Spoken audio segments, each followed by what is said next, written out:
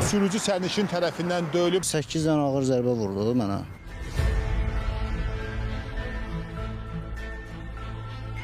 Bakıda daha bir sürücü sərnişin tərəfindən döyülüb. Hadisə sentyabrın 15-də paytaxtın Babək prospektinə qeydə alınıb.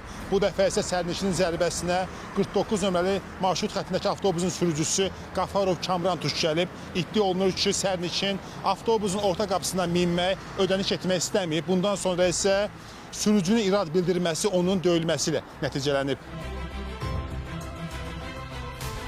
Arxa qapıdan minmək istəyirdi, icazə vermədim.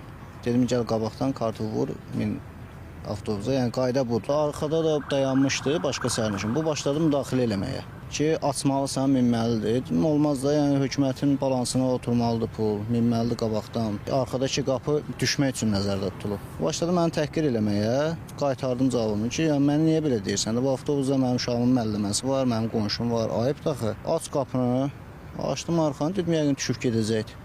Düşdü, gəldi, qabaqdan mindi. Fikirləşdim ki, yəqin də düşüb gedib də. Elə qabaq qapını bağlamışdım, başladı məni vurmağa. 8 dənə ağır zərbə vurdu mənə.